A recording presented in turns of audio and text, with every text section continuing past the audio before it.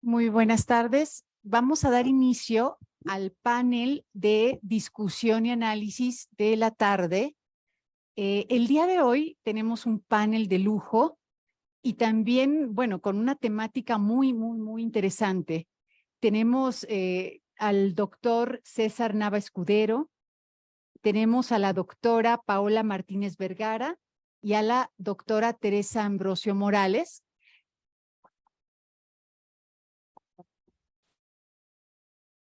Y vamos a abordar un tema muy importante formulado a través de una cuestión: ¿cómo protegemos a los animales? ¿Sí?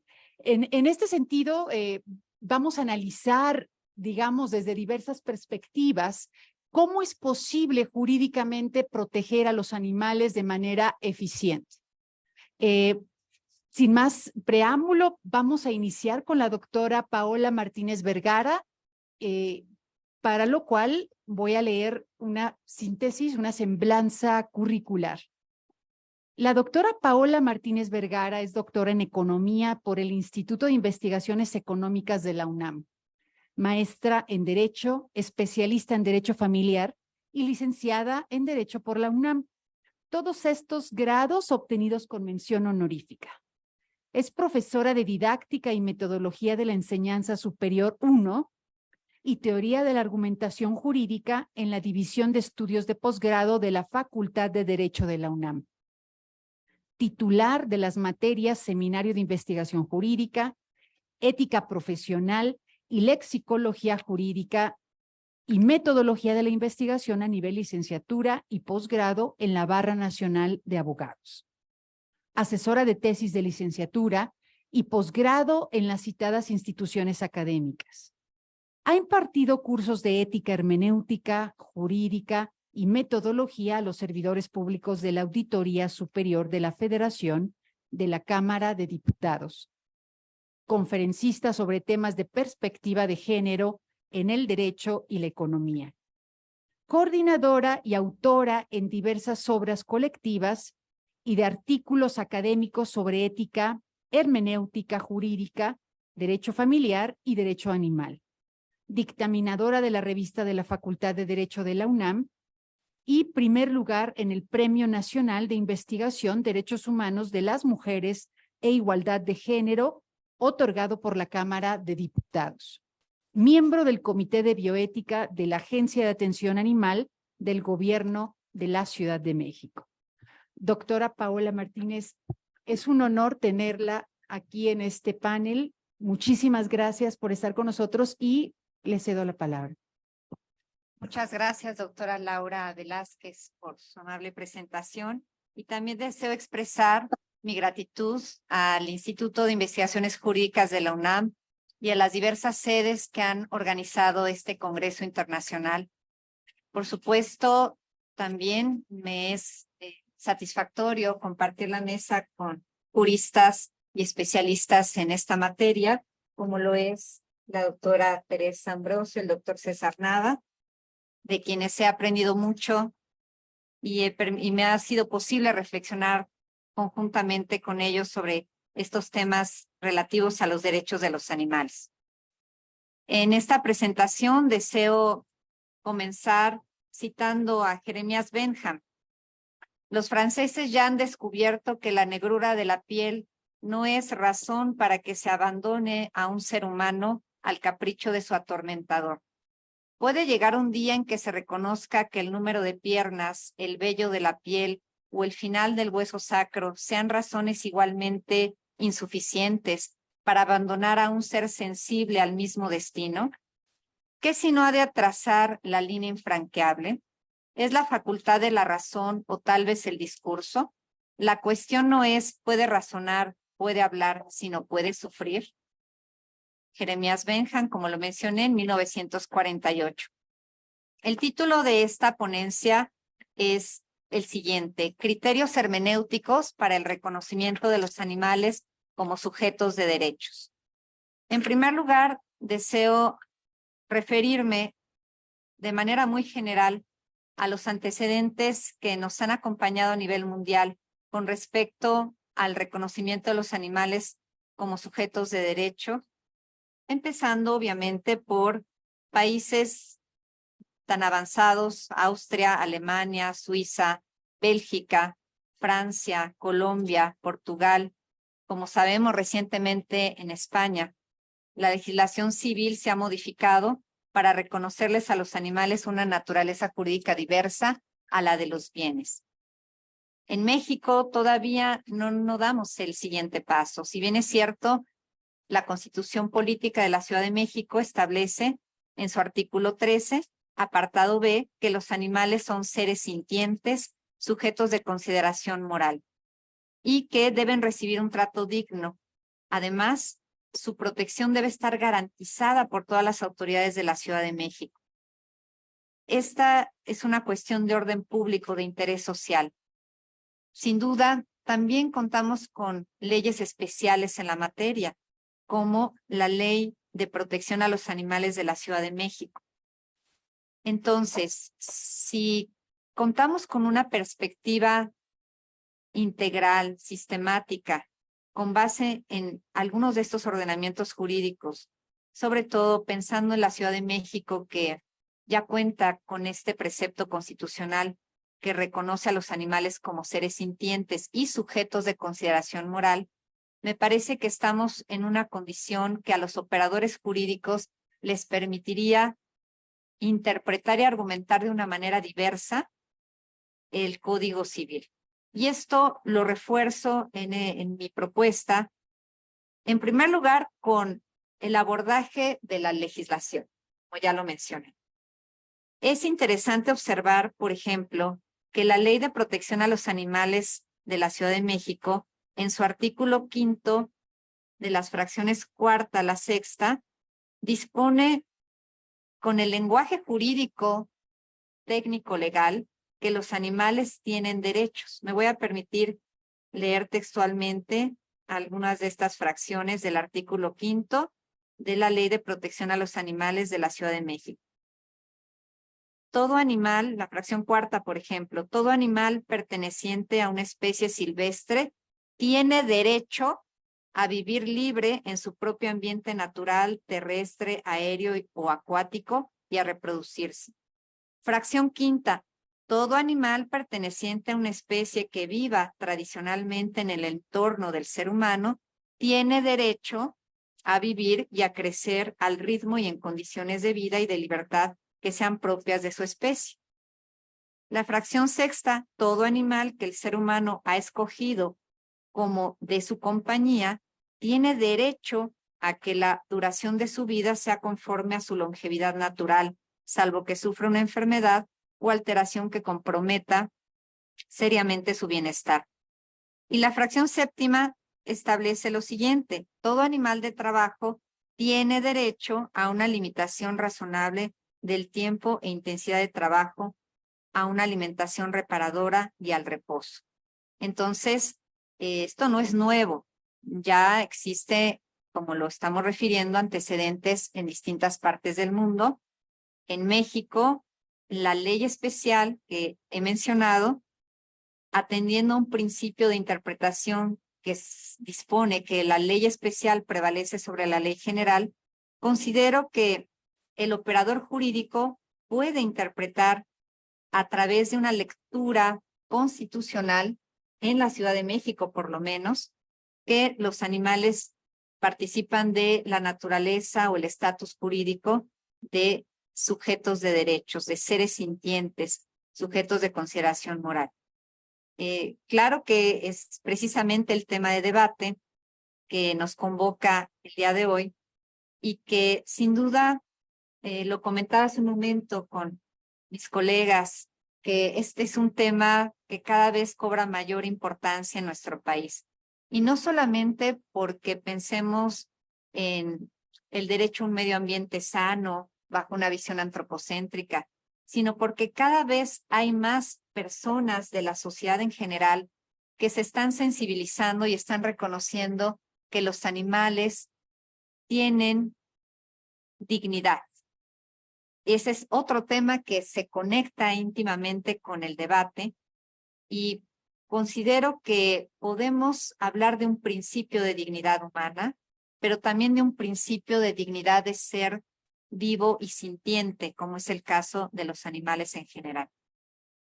Y esto, pues, requiere también de una reforma constitucional, por supuesto. A nivel federal ya hay algunas iniciativas.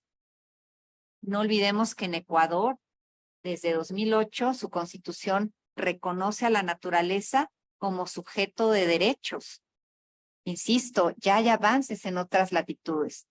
Recientemente, pues, estuvo aquí en el Instituto de Investigaciones Jurídicas la doctora Jiménez Candela, que impulsó la reforma al Código Civil Español para, por lo pronto, a los animales de compañía, considerarlos no bienes, sino sujetos, insisto, seres sintientes que, y ahí se conecta precisamente con el derecho familiar, que también es una especialidad que he desarrollado, se conecta con cuestiones que tienen que ver con el divorcio, con figuras tan importantes como la guardia y custodia. Y no quiere decir que los animales y los niños, las niñas, se equiparen, ¿no?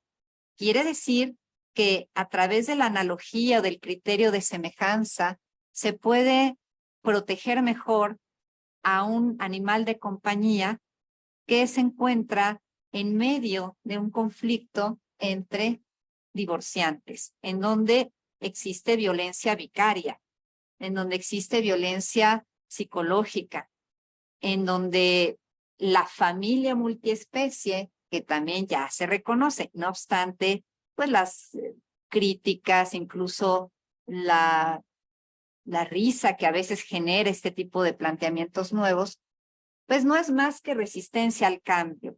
Lo he dicho en distintos foros, con mis alumnos, en otras instituciones académicas.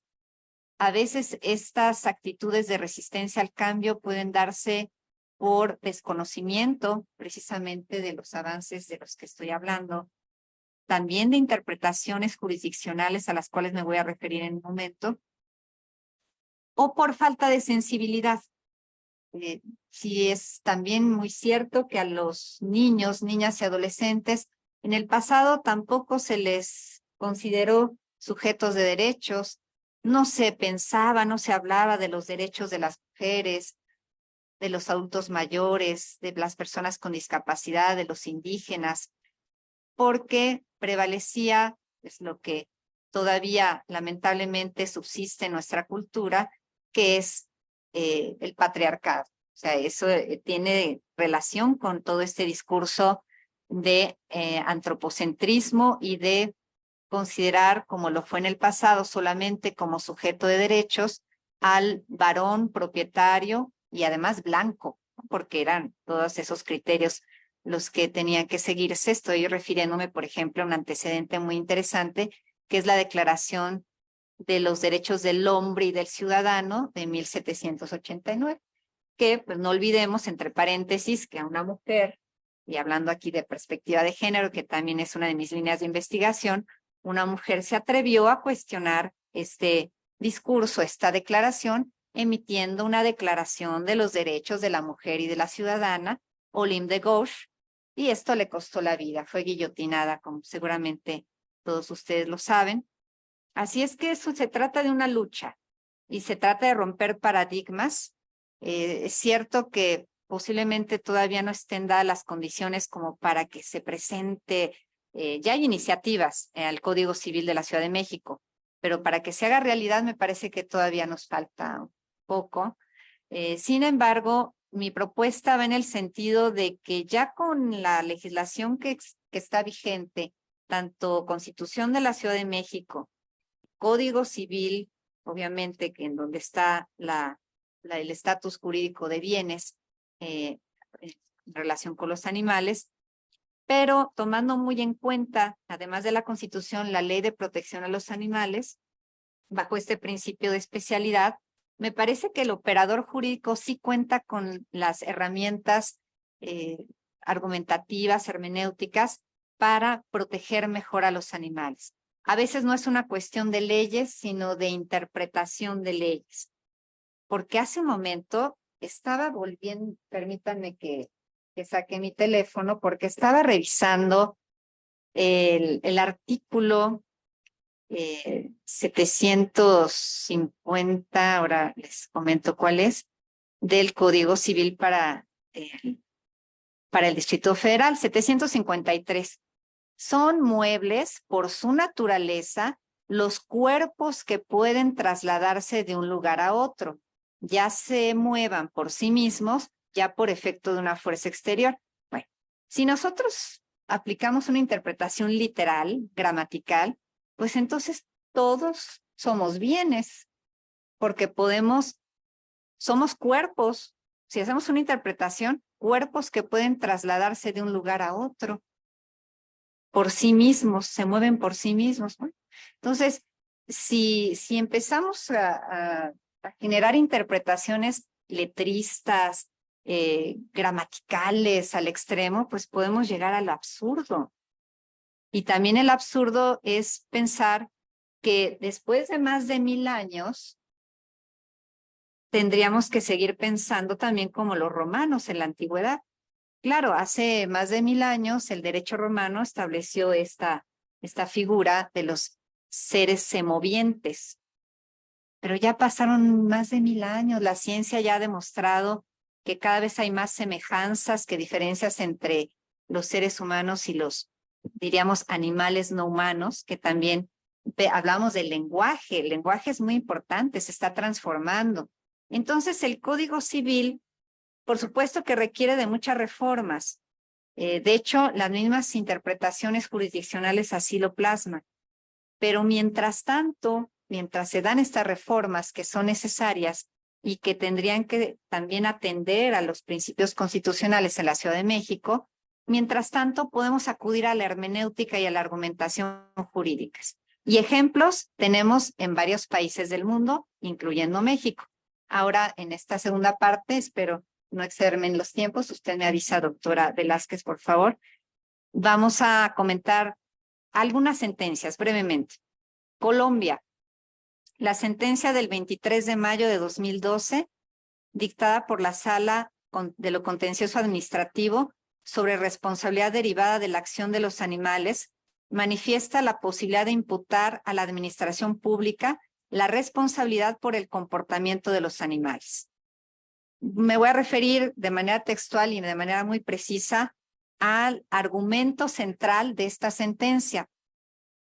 Los animales, comienza la cita textual, los animales y otros seres vivos tienen dignidad en sí mismos, porque al margen de que no manifiesten su voluntad en el denominado contrato social, sí son sujetos que tienen un propósito vital y finalidad en la existencia, tanto así que entran en relación directa y permanente con el ser humano. La dignidad incita al animal, no permite asimilarlo a una cosa u objeto. Por tal motivo, la responsabilidad derivada de los animales domésticos, domesticados o fieros, no podría ser entendida como una especie de aquella que se refiere al hecho de las cosas. Lo siguiente es fundamental.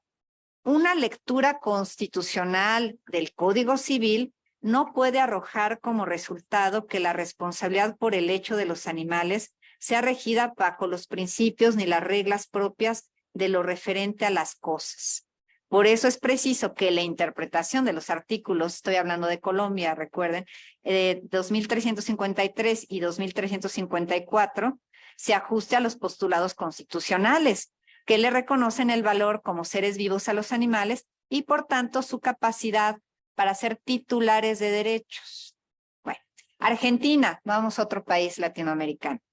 18 de diciembre de 2014. Me parece que esta sentencia probablemente hayan ustedes sabido del caso de la Sandra, de la orangutana Sandra, perdón, el habeas corpus, la figura del habeas corpus tan interesante y que en Argentina pues resuelve el 18 de diciembre de 2014 la Sala Segunda de la Cámara Federal de Casación Penal, citando la doctrina, porque no olvidemos que los jueces pueden apoyarse en la doctrina para resolver los casos, no solamente en la ley, no solamente en los principios, en la jurisprudencia, pueden utilizar todos los métodos de interpretación que sean adecuados, útiles para dar respuesta al caso, resolver el problema.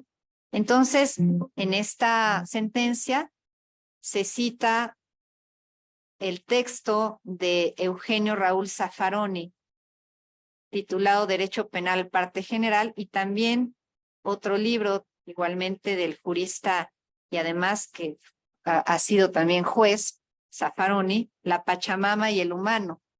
Pachamama es el término utilizado para referirse a la naturaleza, a la madre tierra.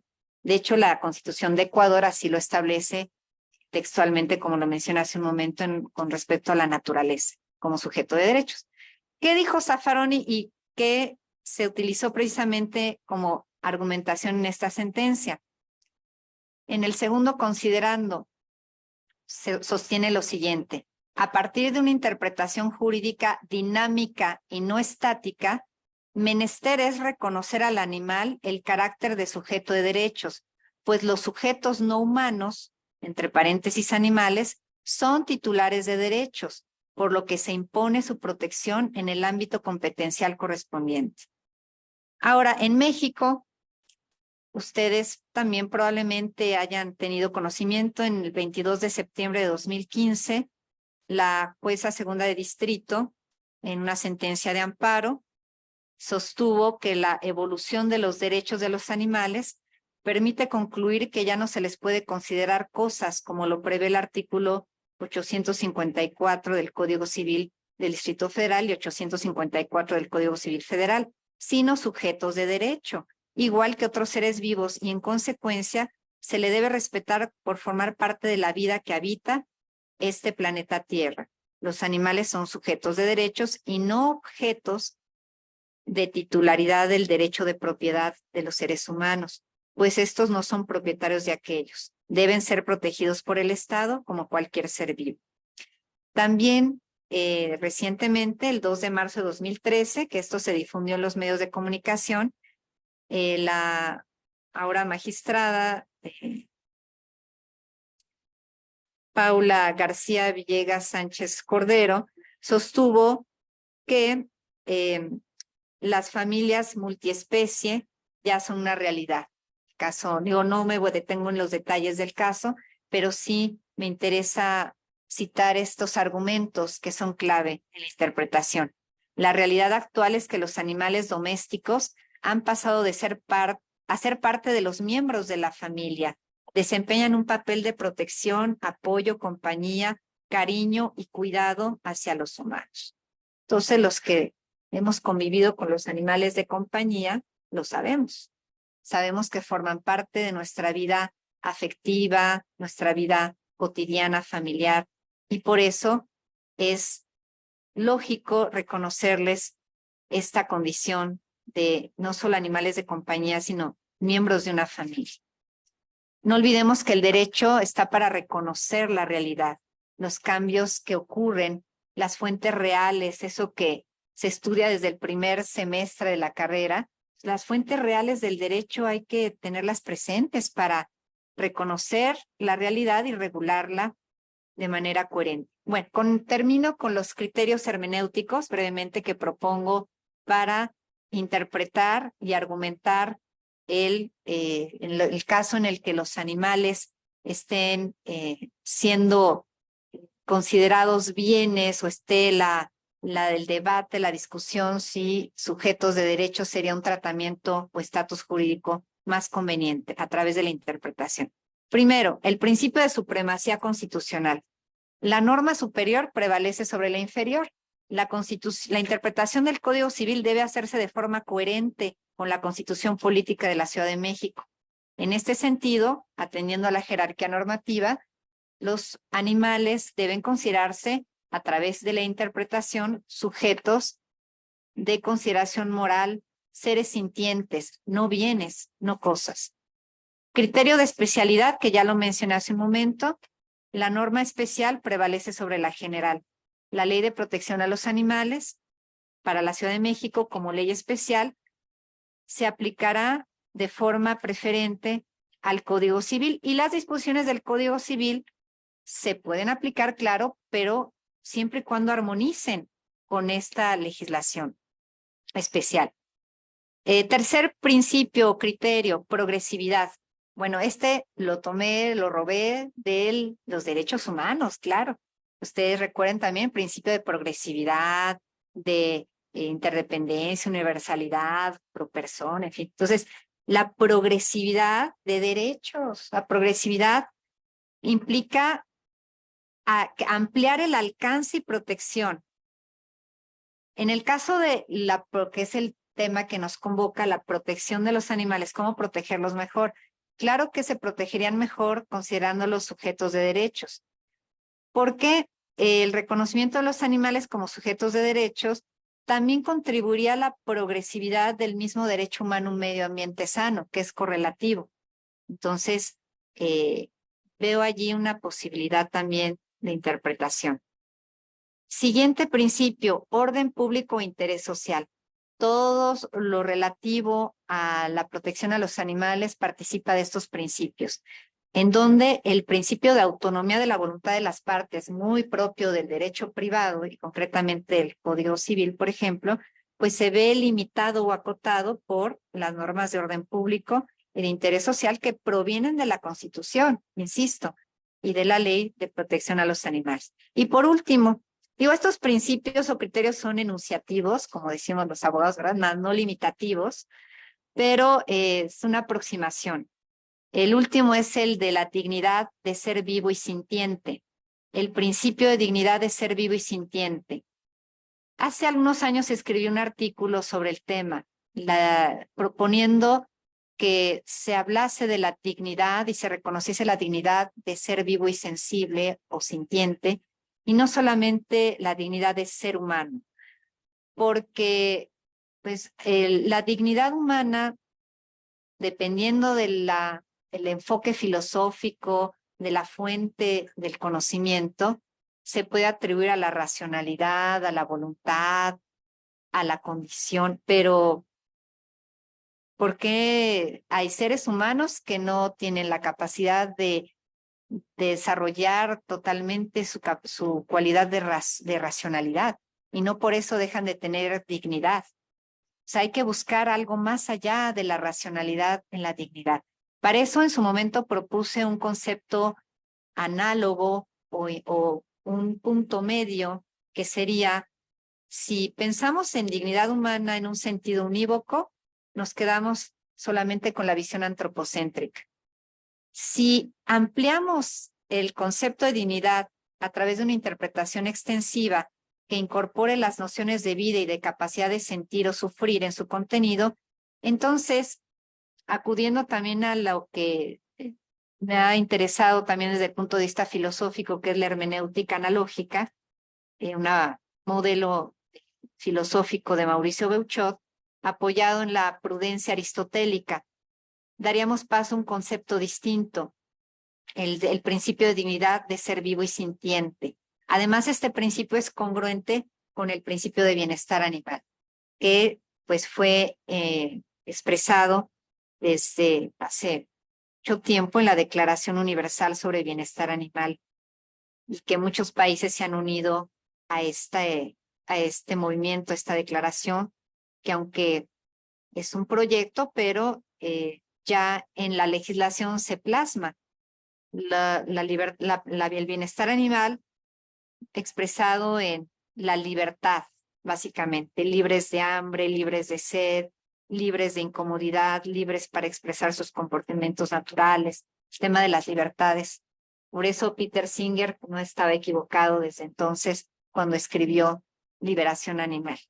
Pues ojalá este congreso, esta oportunidad de hablar de los animales sea constante, sea permanente, porque lo que vimos ayer en la concentración en el Centro Histórico, en Bellas Artes, fue un ejemplo de que cada vez, insisto, como lo dije al inicio de esta presentación, cada vez a la sociedad en general le importa más la protección a los animales y están habiendo muchos movimientos sociales para defender esos derechos. Y pues la presentación del doctor César Nava de su libro recientemente, que es un referente muy importante en nuestro país para seguir desde la academia también contribuyendo a esos cambios que requiere una sociedad con mayor sensibilidad, menos violencia, más inclusión. Muchas gracias a todas y a todos. Muchas gracias, doctora Paola Martínez Vergara, por estas importantes consideraciones y análisis sobre la protección de los animales. Y bueno, algo que comentamos desde el Congreso 1 y también esta mañana, sobre la necesidad de modernizar, de actualizar al derecho civil, porque ha sido una de las áreas del derecho que en cierto sentido se han mantenido un poco estructuradas tan estrictamente que no han permitido la consideración de todos estos elementos culturales que modifican a la sociedad. La consideración de los derechos humanos en el derecho civil, que es algo muy importante, la consideración de los grupos en situación de vulnerabilidad. Y en este sentido, cuando hablamos de los animales, la consideración de los seres sintientes merecedores de protección. Y es importante analizar, bueno, a mí me surgen algunas cuestiones, por ejemplo, de si considerarlos sujetos implicaría un elemento suficiente para dar una protección eficaz a los animales. Y bueno, surgen una serie de cuestiones que, bueno, esperemos ahorita con la exposición, el doctor César Nava nos ayude a aclarar estos puntos y otros, por lo que procedo a leer una semblanza curricular. El doctor César Nava Escudero es doctor por la London School of Economics and Political Science en Inglaterra, es maestro por the University of Exeter, también en Inglaterra, es licenciado de la Facultad de Derecho por la Facultad de Derecho de la Universidad Nacional Autónoma de México, investigador C por oposición en el Instituto de Investigaciones Jurídicas, miembro del Sistema Nacional de Investigadores Nivel 2 de CONACYT, profesor de Derecho Ambiental en la Facultad de Derecho desde 1999, profesor de Derecho Ambiental en la Ibero durante casi 20 años, de 1999 a 2021, autor de diversos libros, entre ellos Los derechos de los animales, una visión jurídica, publicado por el Instituto en este año, Derecho Internacional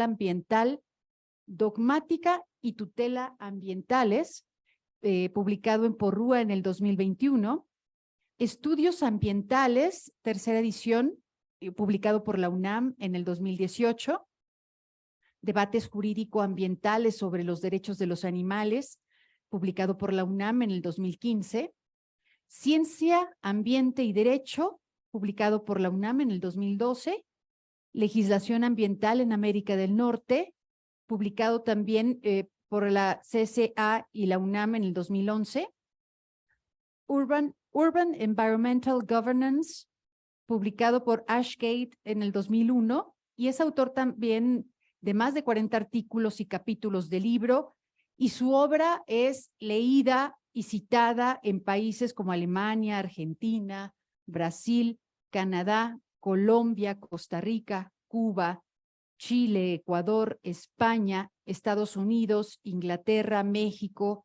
Países Bajos, Perú, Polonia, Rumania, Suiza y Venezuela. Bueno, no ahondaré más, vamos a esperar, a dejar espacio para la discusión y le cedo la palabra. Sí, cierto.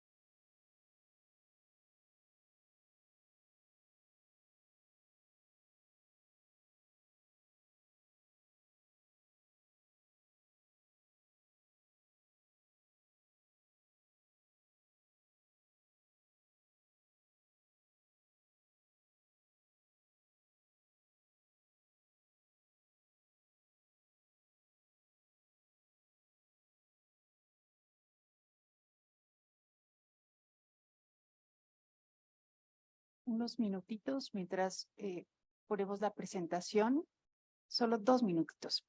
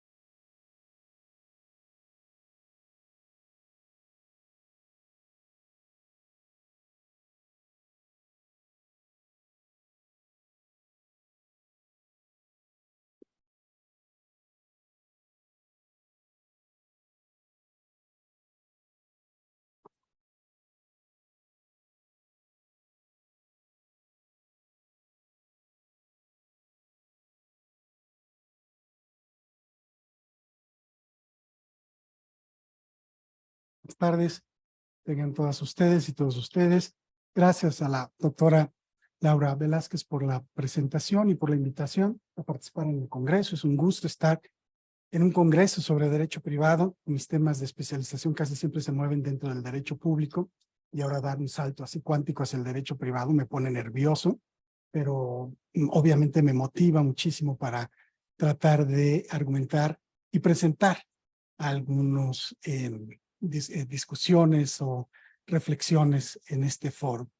Un gusto también haber escuchado a la doctora Paola Martínez por todo lo que ha señalado. Le comentaba hace unos minutitos en lo que salía la propuesta, que le iba a robar algunas ideas por ahí de sus principios. Me parecen muy bien elaborados. Y con la doctora Tere Ambrosio, colega mía aquí en el instituto. Bueno, voy a empezar. Miren, mi presentación la he intitulado de la siguiente manera: ¿Cómo protegemos a los animales? La pregunta, la propuesta de los derechos. Ese será así el título de mi ponencia en este Congreso Internacional. Antes de hablar sobre ella, quiero comentarles que la presentación que ahora ustedes van a leer, van a ver en sus pantallas, se basa fundamentalmente en estos 4 trabajos que he publicado. El libro recientemente del 2023, de hace unas cuantas semanas, los derechos de los animales, una visión jurídica, un artículo que publiqué en una revista arbitrada en Barcelona, España, al que intitulé Los animales como sujetos de derecho. Están viendo en sus pantallas la fecha y algunas información sobre esta revista. Otro libro al que intitulé Debates jurídico-ambientales sobre los derechos de los animales del 2015 y finalmente el libro de Ciencia Ambiente y Derecho del 2012, que es prácticamente la primera obra en la que empecé a plasmar algunas ideas sobre la cuestión de cómo proteger a los animales. Los 3 libros que estoy aquí compartiendo en pantalla, pues ya están agotados, ya no los podrían encontrar publicados, pero están en línea los 3, al igual que el artículo, por si quieren ustedes consultarlos y ahondar un poco más en la información que estaré presentando. Bueno, mi presentación está dividida en 3 partes. La primera de ellas será el punto de partida de la discusión sobre cómo proteger a los animales, y lo que voy a hacer referencia es al estatus jurídico que tienen los animales, porque si nosotros nos preguntamos cómo debiéramos de proteger a los animales, es importante saber cuál es el significado de los animales, el significado que le ha atribuido el derecho a estos seres vivos. Y eso nos hace inmediatamente acudir a la pregunta de cuál es el estatus jurídico que tiene. La segunda parte de mi presentación, me enfocaré ya a la protección o a su protección, y habré de hablar un poco sobre lo que significa proponer el reconocimiento de derechos a los seres humanos. Y a los animales, perdón, a los seres sintientes, los seres vivos. Y finalmente las conclusiones son 3 reflexiones finales. Bueno, si les parece bien, vámonos con el primero de los temas, el primero de los apartados, que es el punto de partida. ¿Qué estatus jurídico tienen los animales? Y creo que toda respuesta a la pregunta cómo proteger a los animales debe comenzar por hablar sobre su estatus jurídico, porque de esa manera vamos a saber cómo se han regulado los animales, cuál es el tratamiento jurídico que tradicionalmente se les ha dado.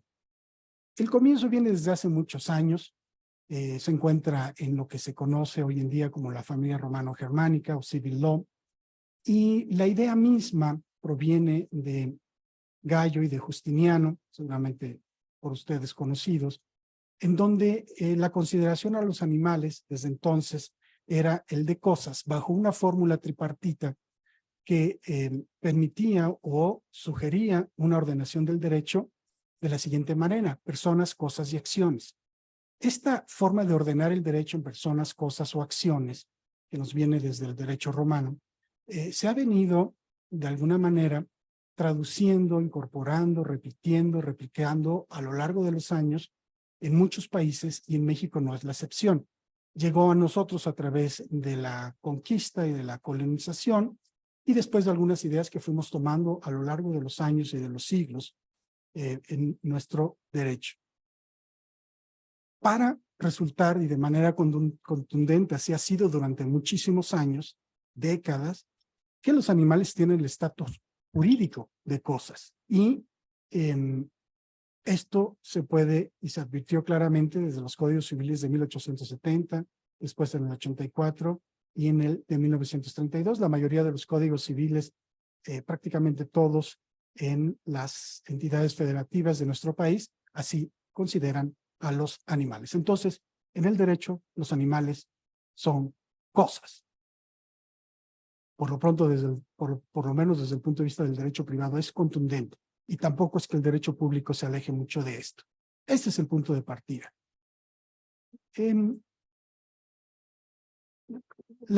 Hoy en día esto que les estoy comentando puede, y de hecho se estudia a través de la parte sistemática del derecho, en donde personas, cosas y acciones nos permiten entender cómo está dividido ese estatus jurídico y entender quiénes dentro de este estatus jurídico pueden tener derechos. Generalmente, al dividirse entre personas y cosas, las personas han estado asociadas a la idea de los seres humanos o aquello que tenga una imagen o se acerque a la cuestión de los seres humanos. Y las cosas generalmente han estado asociadas a los animales desde el punto de vista jurídico. Y esto ha sido así, y de hecho así está ahorita en el ordenamiento jurídico nacional. Esta forma de entender la organización, la ordenación del derecho, también ha tratado de ser sustituida por una propuesta de hace unos 300 o 400 años, 300, un poquito más de 300 años, por un filósofo y jurista llamado, apellidado Leibniz, que trata de sustituir personas, cosas y acciones por sujetos, objetos y causa. Entonces, el estatus jurídico aquí se habla que los sujetos son distintos a los sujetos son los seres humanos y los objetos siguen siendo animales. Entonces, para entender el derecho, creo que así se estudia en muchas facultades, departamentos de derecho en el país, sean universidades públicas o privadas. Generalmente hacemos la distinción entre los seres humanos como personas, seres humanos igual a personas, personas igual a derechos, y a los animales generalmente los ubicamos del otro lado, de las cosas y de los objetos. ¿Qué significa que los animales sean cosas u objetos para el derecho? A ver, primero, y aunque pareciera una repetición o tratar de dar un círculo, debe quedar claro que si los animales no son personas ni sujetos, es decir, si no tienen ese estatus jurídico, pues no pueden tener derechos, porque así lo ha dicho el derecho desde hace muchos años, la doctrina lo ha repetido, y una gran cantidad de ejemplos de sentencias en el Poder Judicial ha repetido prácticamente lo mismo. Entendemos entonces que los únicos dos conceptos que se han utilizado para reconocer derechos en cualquier ser o ente es el de persona o es el de sujeto. Entonces, los seres o entes que adquieran el estatus jurídico de persona tienen derechos, pueden tenerlos. O si adquieren el estatus jurídico de sujeto, pueden también tener derechos. No conozco otro tercer tipo de estatus jurídico, solamente hay estos dos, el de persona jurídica que viene desde Roma, la persona juris, y las reflexiones de Leibniz desde hace más de 300 años, subjectum juris, que es el otro concepto jurídico. Los animales han sido objeto de varios derechos de propiedad y también eso tiene que quedar claro, porque si nosotros hemos señalado y señalan los ordenamientos que los animales son cosas u objetos, pues obviamente sobre ellos recaen una gran cantidad de derechos de propiedad. Por lo tanto, el que los animales sean cosas significa que los animales han estado sometidos a una gran cantidad de transacciones y enajenaciones jurídicas.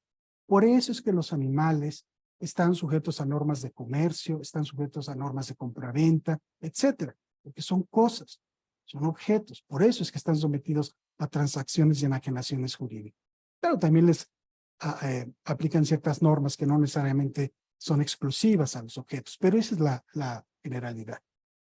Los animales también han estado entonces como cosas sometidos a una diversidad de usos y aprovechamientos. Y eso significa que a los animales los hemos clasificado y clasificado y clasificado a lo largo de muchos años. Durante décadas, durante siglos, hemos decidido qué tipo de animales hay. Hoy en día, hablábamos, bien lo decía la doctora Paola Martínez, la importancia que tienen los animales de compañía. Bueno, pero esa no ha sido la única clasificación. Hay animales para terapia, hay animales herbívoros, hay animales que son carnívoros, luego los vertebrados, luego los invertebrados, luego los mamíferos, luego los que no lo son. Todas esas clasificaciones siempre han estado ahí para señalar cómo podemos usar, cómo podemos aprovechar a los animales. Y claro, la gran mayoría de esas clasificaciones, diversidad de usos y aprovechamientos y las transacciones que se han hecho han sido fundamentalmente para beneficio de seres humanos. Esto no quiere decir que se hayan obviado las razones suficientes para querer a los animales, para tener empatía con ellos, para reconocer que son sintientes o vivos, etcétera. Pero si ustedes piensan en la generalidad de los animales, pues los hemos usado para nuestros beneficios, ya sea para efectos recreativos, deportivos, de ayuda, para enfrentar problemas cuando los seres humanos tienen ciertos problemas físicos. En fin, es grande. Incluso los animales de compañía también pudieran ser clasificados de tal manera por lo que brindan aquellos animales de compañía. Los animales de granja que nos sirven para comer y por ahí nos vamos. Todo eso está distribuido en normas privadas y públicas. El mare magnum es enorme de normas jurídicas privadas o públicas que consideran a los animales como cosas y objetos bajo estos 5 grandes razonamientos de lo que significa que los animales sean cosas u objetos, porque de hecho, en el ordenamiento jurídico mexicano, los animales siguen siendo, in genere, cosas u objetos. Quiero pasar a la segunda parte de la exposición, la protección de los animales y cuál es la propuesta de los derechos. A ver, nuestra visión ha sido antropocéntrica, ya lo advertía aquí quien me antecedió en la voz. Ha sido, por supuesto, una visión la más clara, la más contundente de considerar los bienes muebles o inmuebles, y cualquiera que haya sido la forma de definir al animal como bien o como inmueble, pues cualquiera que haya sido la definición, su estatus jurídico sigue siendo el de cosa o el de objeto.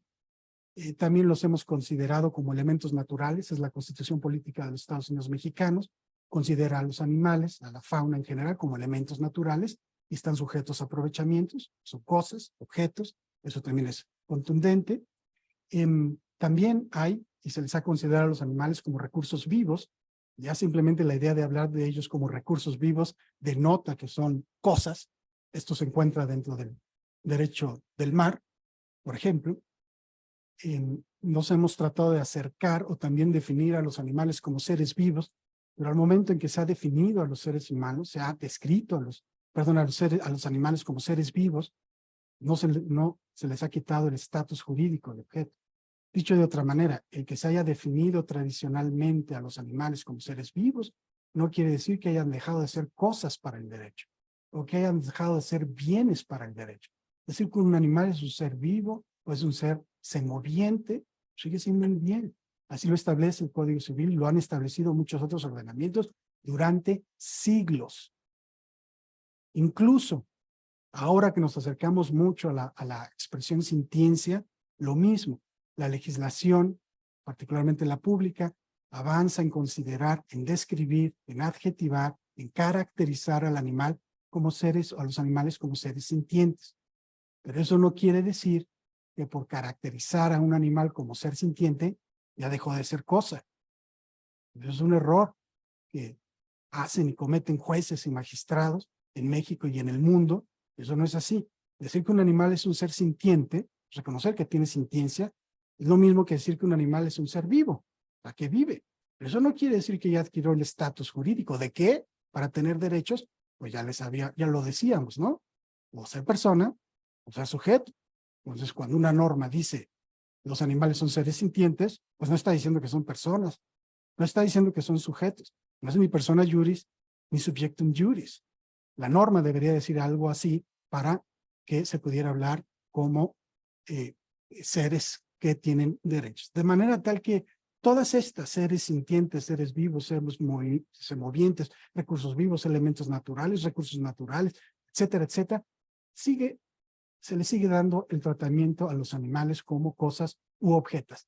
Tan es así que los animales hoy en día siguen estando a transacciones jurídicas y le siguen aplicando normas jurídicas que no se les aplicarían a las personas o a los sujetos. Así de sencillo y claro es la idea de la cosa en animal. Bueno, y esa ha sido la visión antropocéntrica de supuestamente proteger a los animales.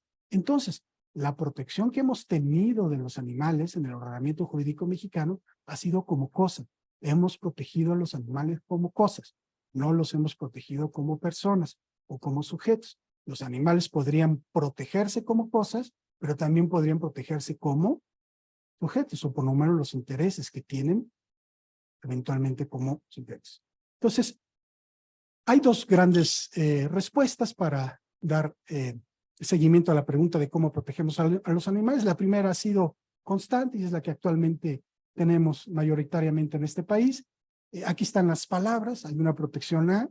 Hemos protegido a los animales o a las especies a través de la conservación, la preservación, el bienestar, el trato digno, el maltrato, igualdad, etcétera. Pero no se les ha otorgado el estatus jurídico de persona o de sujeto. ¿Se les está protegiendo? Sí. ¿Para su preservación? Sí. ¿Para su bienestar? Sí. ¿Para reconocer trato digno? Sí. Pero como cosas, no todavía como personas o sujetos.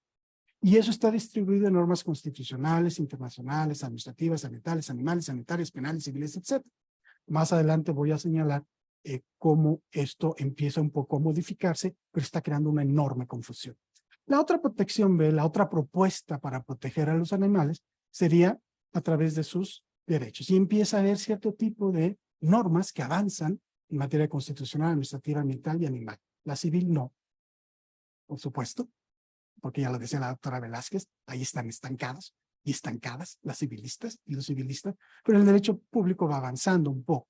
Y esto crea una situación, entonces, un poco rara, porque si yo ya les he comentado en esta presentación que desde hace siglos se ha dicho que los únicos titulares de derechos son o los que tienen el estatus de persona o el estatus de sujeto, pues entonces mientras los animales no tengan el estatus jurídico de persona o de sujeto, pues no pueden tener derechos, no tendrían derechos. Voy a regresar sobre este punto. Bueno, rápidamente, ¿qué son los derechos de los animales? Hay dos formas de entender lo que son los derechos de los animales, porque si queremos reconocer esto y avanzar en la idea de protegerlos como sujetos y por lo tanto reconocer sus derechos, hay dos formas de entenderlo. Lato sensu significa que se han creado diferentes teorías que plantean argumentos diversos sobre la consideración moral de los animales, es decir, incluir a los animales en la esfera de lo moral.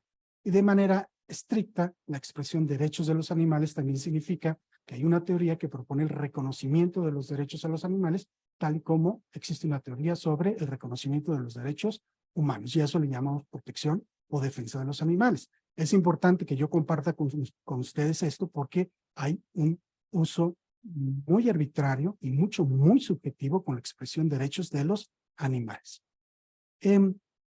De manera amplia, las teorías son enormes, que van desde el abolicionismo, el contractualismo, los propios derechos, utilitarismo, antiespecismo, la ética franciscana, la liberación animal, la ética kantiana, el vegetarianismo, las posturas emotivistas o de compasión, teoría de las capacidades, bienestarismo. Es una locura de teorías y vienen desde hace mucho tiempo. Toda esta forma de hablar de una especie de derechos de los animales viene desde Pitágoras. Pongo algunos ejemplos. San Francisco de Asís pertenece a este mar de propuestas, pasando por Kant, Luis Espinosa Chamalú, indio quechua, el propio Papa, que ya con sus 3 encíclicas queda claro su posición respecto a los animales, y una de las contribuciones más importantes, que es la teoría de las capacidades de Martha Nussbaum. Ahora, vayamos a la cuestión de qué significa el reconocer derechos a los animales de manera estricta. La mayoría de aquellos abogados o juristas que reclaman justicia para los animales a través de derechos, reconocen 2 derechos. Derecho a ser tratados con respeto, vinculados a su vida, a su integridad, y derecho a no ser tratados como propiedad de otros. Esos son los 2 derechos fundamentales. Entonces, cuando uno pregunta, oye, ¿de qué derechos estamos hablando? Pues son de 2. O sea, reconocer derechos a los animales, ¿qué significa? Pues significan 2 derechos. No todos los derechos de los seres humanos, ni los mismos derechos de los seres humanos. No es así. Solamente son estos 2. Las ideas son de Jeremy Bentham, por supuesto, de Henry Salt, Tom Regan, que fue el que estructuró la teoría de los derechos de los animales, no una teoría jurídica, pero sí una teoría filosófica. Gabriele Francione, que es uno de los abolicionistas más importantes de nuestros tiempos, está todavía vivo, y ya hablábamos sobre la doctora Marita Jiménez Candela, que también ha avanzado en hablar jurídicamente sobre los derechos de los animales. Así llegamos entonces a lo siguiente. ¿Cuál es la propuesta que yo hago, que hice en mi libro reciente sobre los derechos de los animales? Pues he tratado de proponer y pongo a consideración de la comunidad jurídica una teoría jurídica sobre los derechos de los animales. Estudiamos la teoría jurídica del derecho, la teoría del derecho, la teoría general del derecho, y a mí me ocurrió que podíamos hablar de una teoría jurídica de los derechos de los animales. Nada más que para hablar de una teoría jurídica sobre lo que sea necesitamos postulados, necesitamos enunciados jurídicos. Voy a compartir con ustedes solamente algunos porque no hay tiempo para hablar sobre todos esos. Los 20 postulados que propongo están en mi libro, el más reciente, el de 2023. A ver, ahí van de manera rápida algunos de los postulados más importantes si queremos hablar de la protección de los animales desde la propuesta de los derechos. A ver, el primero de ellos, si los animales son cosas o objetos, debe de quedar claro que no son personas o sujetos.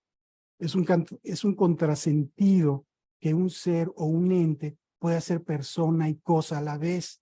es un contrasentido. No existe eso, no ha habido esa posibilidad y no se trata de anclarse en ideas antiguas.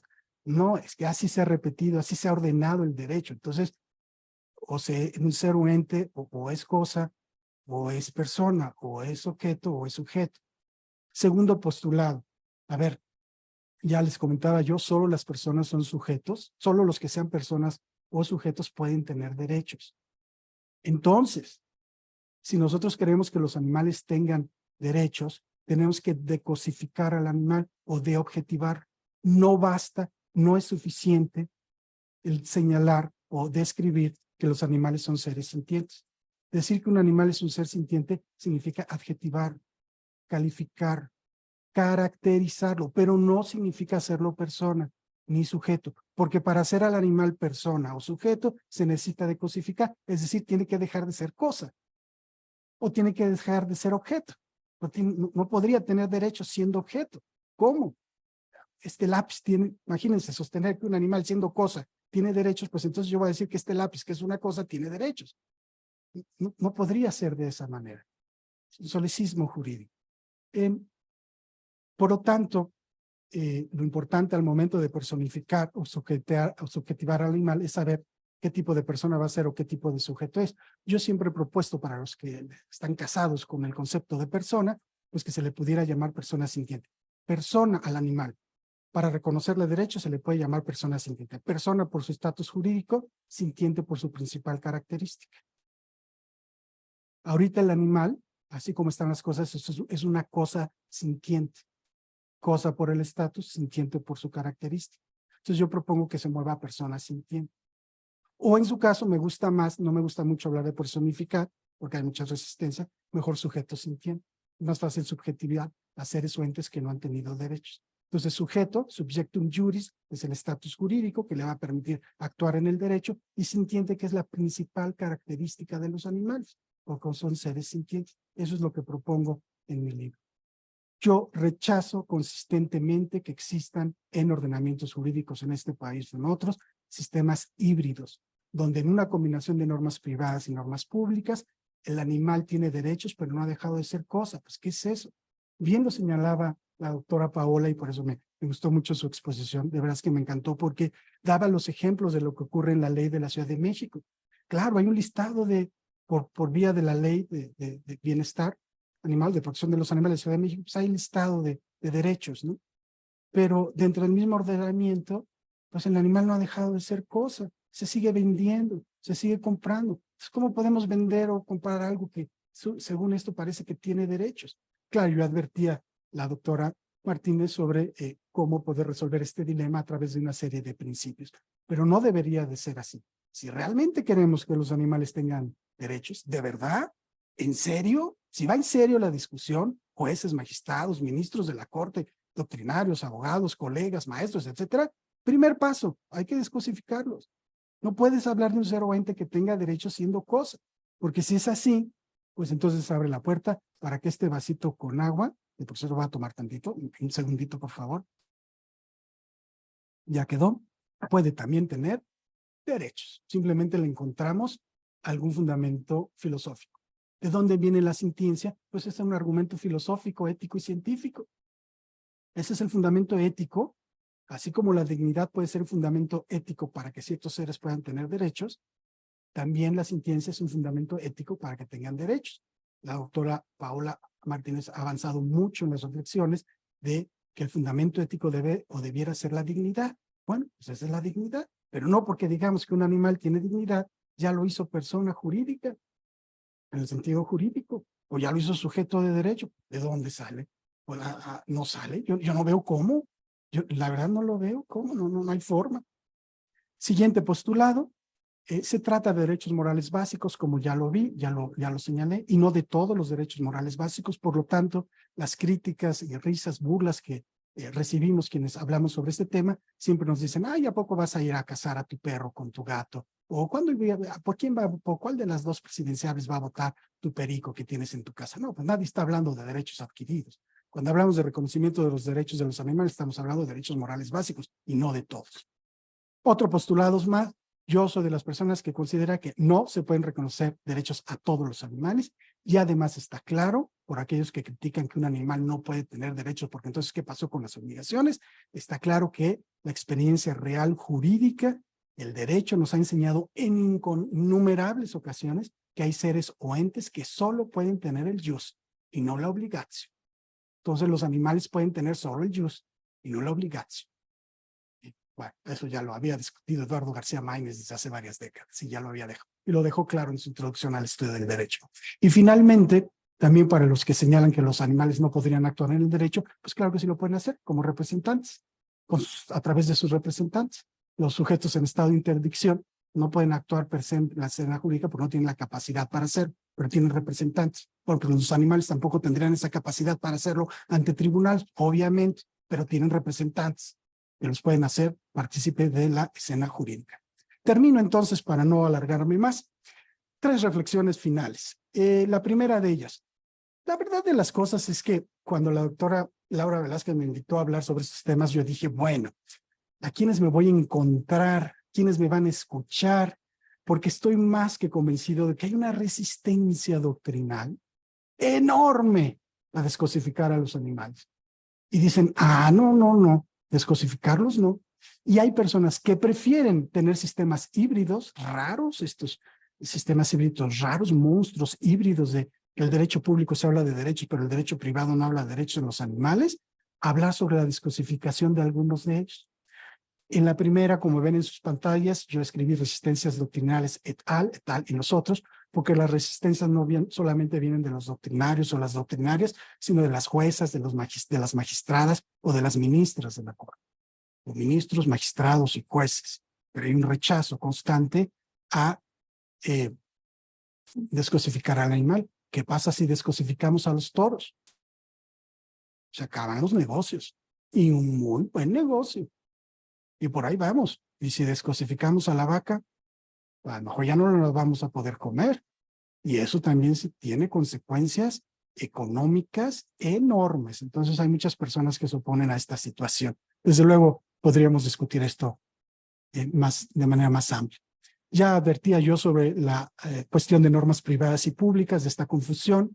No tiene mucho sentido jurídico avanzar en el derecho público sin que el derecho privado también avance. Y la última, ¿se garantiza mayor protección a los animales si reconocemos derechos? Si les reconocemos derechos o si los dejamos como objetos, pero endurecemos las normas. Podemos endurecer las normas internacionales ambientales en materia de importación y exportación de fauna silvestre, de animales amenazados y en peligro de extinción. Y a lo mejor si fortalecemos esas, ya no comerciamos tanto con estos objetos, que ya no haya tanta comercialización de ciertas especies. O a lo mejor la otra es que en efecto, en la medida en la que nosotros vayamos reconociendo derechos a ciertos animales, a lo mejor eso sí se logra de manera más profunda proteger sus intereses. En fin, dejo aquí ya la exposición y si tienen dudas, preguntas, con todo gusto podré responderlas. Muchas gracias.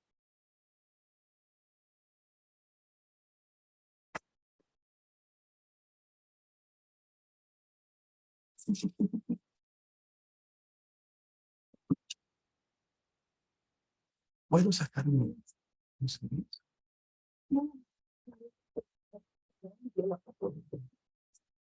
Muchas gracias.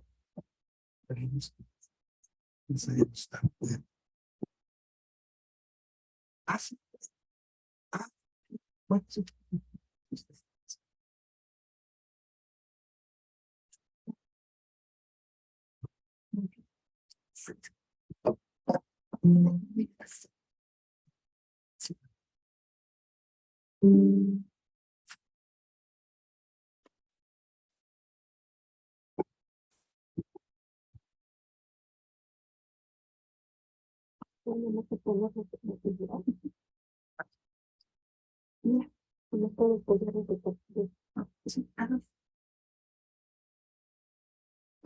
Bueno, pues muchísimas gracias, doctor César Nava Escudero. La verdad, las ideas que nos presentaste son esclarecedoras con relación a que solo podemos considerar a los animales u objeto o sujetos. Y aquí, bueno, hay una cuestión muy interesante con relación a la descosificación. Me parece que culturalmente el ser humano está inmerso en una vida cosificada, donde se ha cosificado el ser humano mismo. Las mujeres, los niños, las niñas, los niños, los adolescentes, las personas en situación de discapacidad. Entonces, plantear descosificar a los animales presenta todavía un reto más allá en la sociedad.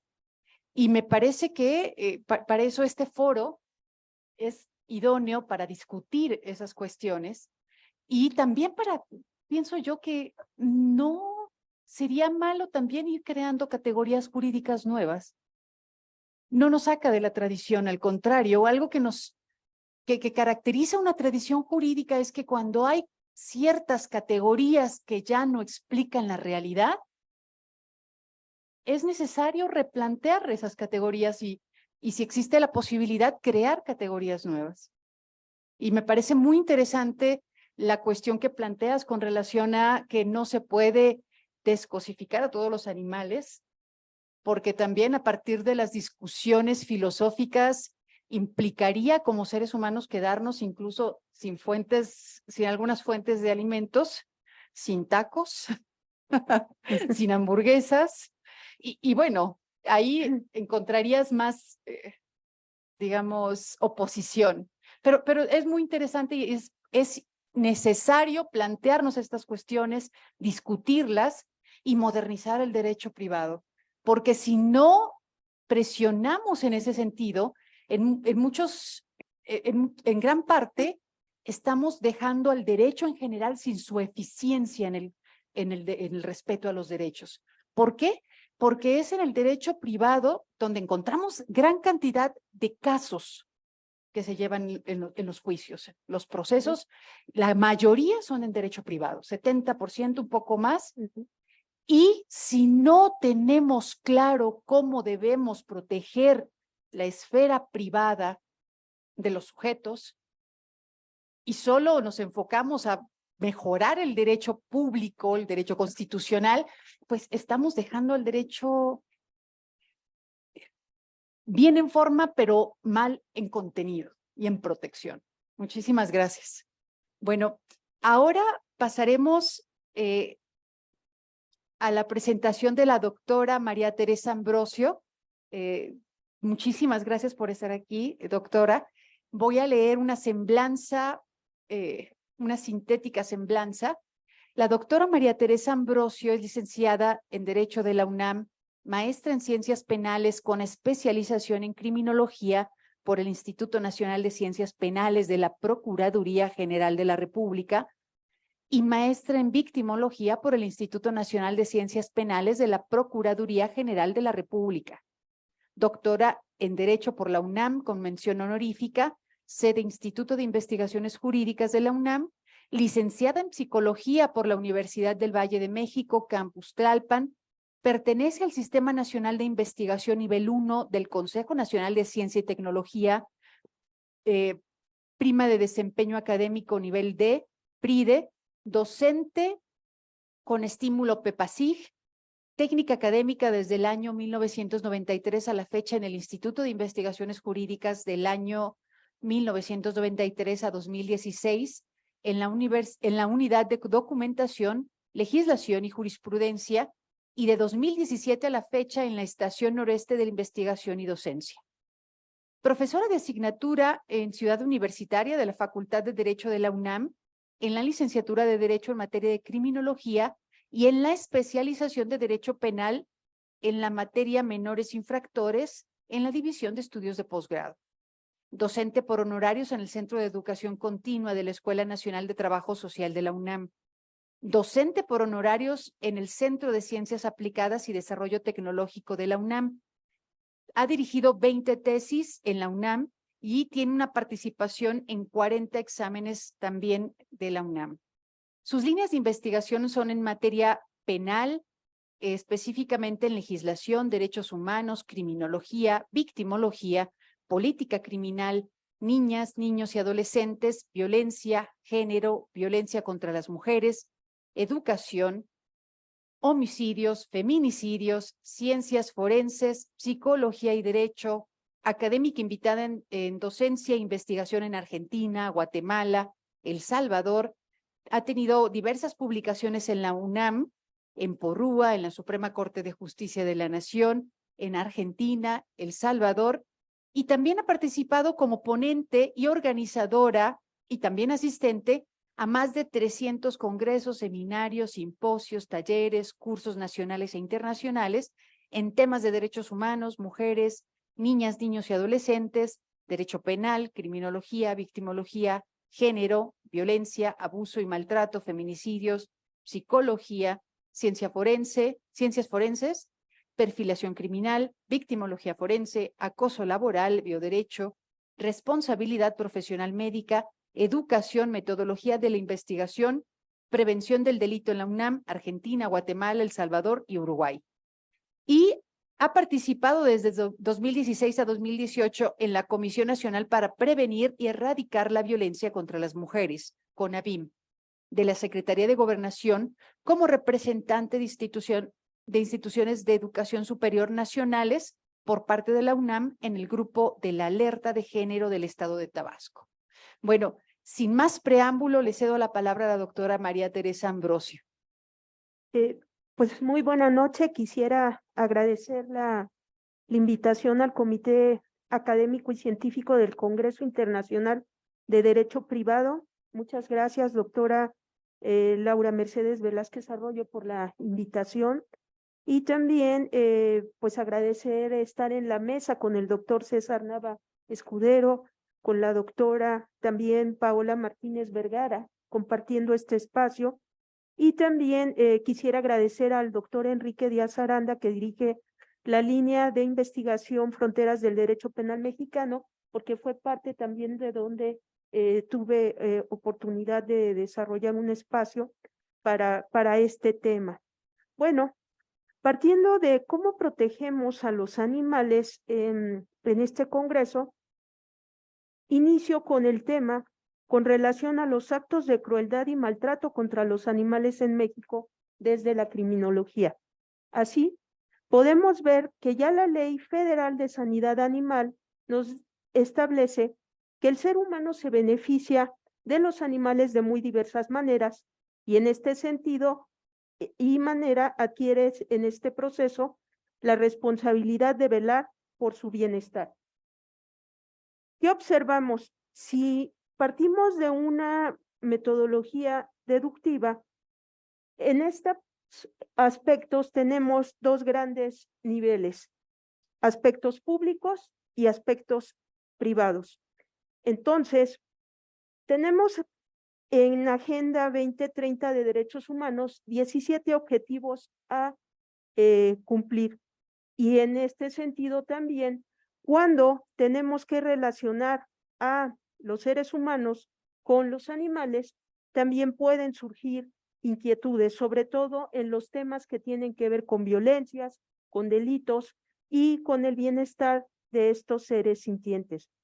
En el vínculo entre diferentes formas de violencia y conductas delictivas, tenemos que el maltrato y crueldad animal está y tiene una firme relación con la negligencia, el maltrato infantil, violencia familiar, violencia de género, maltrato a adultos mayores, maltrato a personas con discapacidad. También está vinculado con temas con relación al crimen organizado y a la violencia social.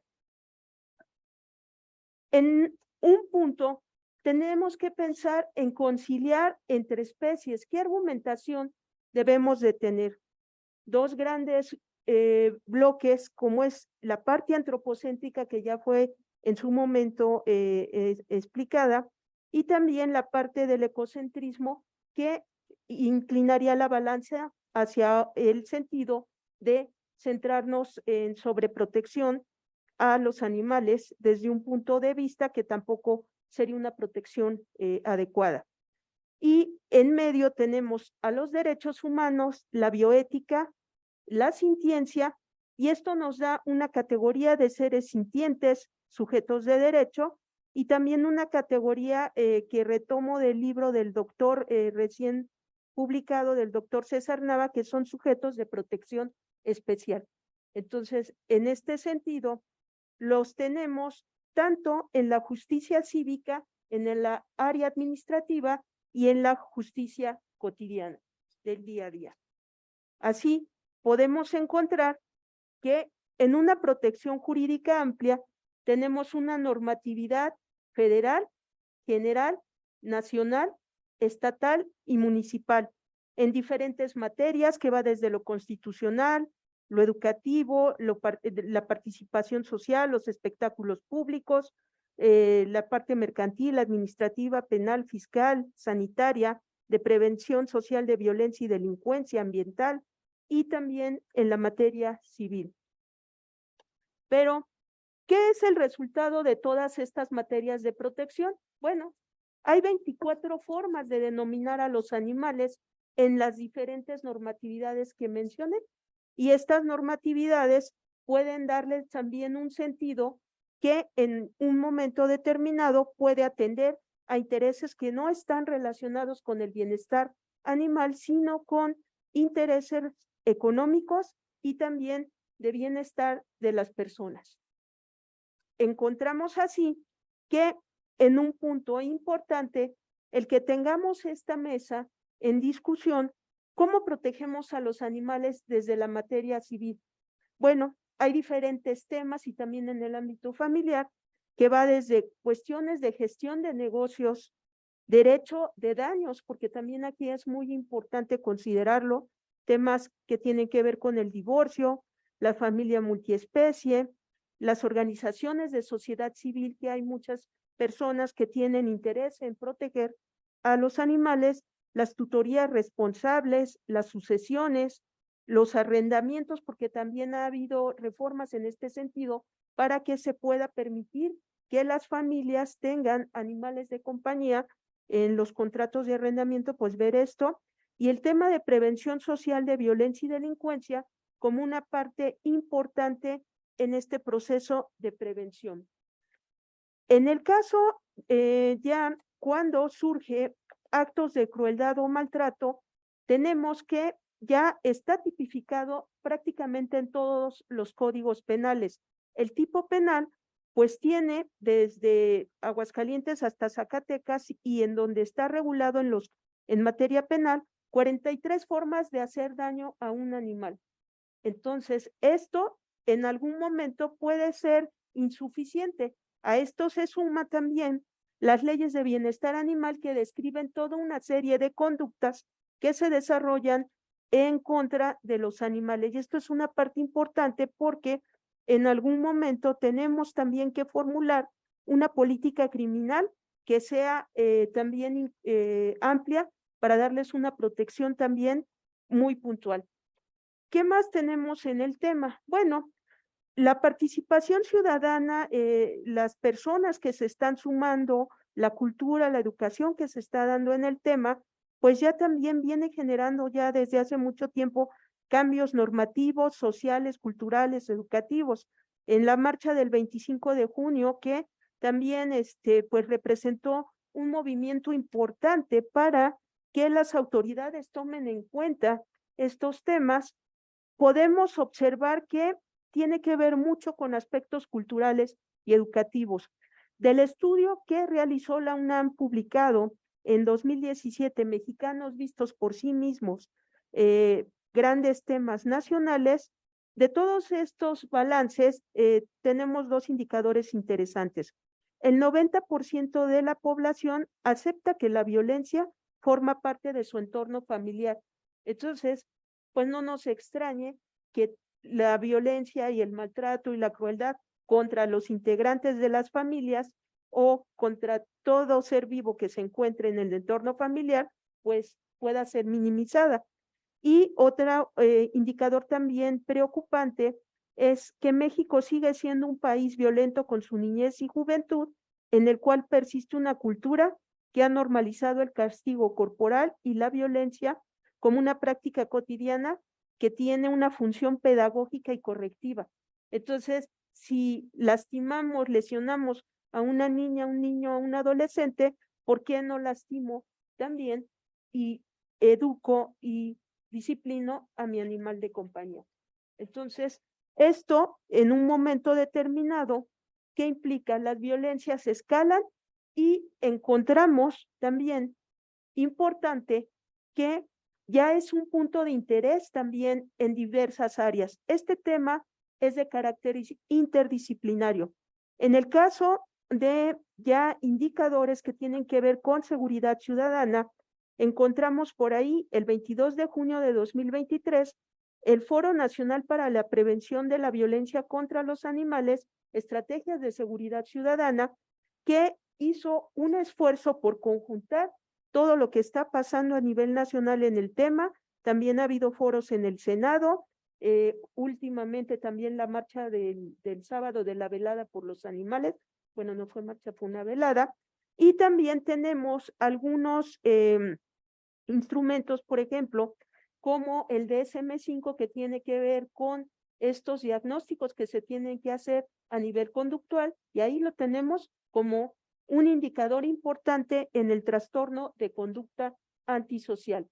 Parte de este reporte que se hizo ya a partir de 22 de junio de 2023 nos dice que el 80% de los delitos graves en lo general están relacionados con faltas administrativas, y recordemos que las leyes de sentencia ahí en un momento tienen con relación a la protección de los animales como falta administrativa, cuando se lastima o se causa algún daño a algún animal, y esto implica también un indicador importante.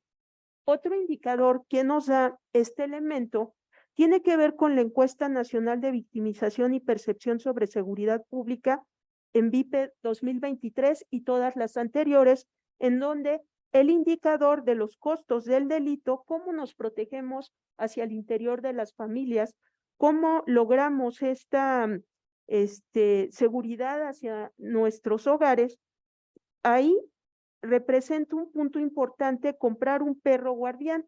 Entonces, los reportes que tenemos actuales de que los perros están abandonados en azoteas o en lugares que puedan cumplir una función de vigilancia, es también un punto que en algún momento la autoridad puede atender, y también podemos mejorar la situación de bienestar del animal, pero también seguir cumpliendo esa función de ser integrante de la familia, y también cambiar la cultura de tomarlo solamente como una alarma biológica, si queremos verlo así, un indicador de que algo está pasando en la casa, y de protección solamente viendo ese sentido de vigilar en el hogar.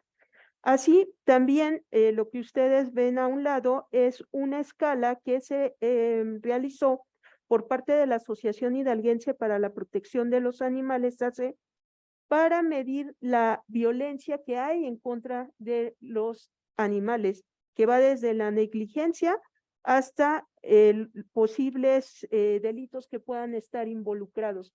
Entonces, ¿esto qué implica? Que también tenemos que tomar en cuenta que coexisten con elementos que nos pueden dar indicadores de alto riesgo para población y personas en situación de vulnerabilidad.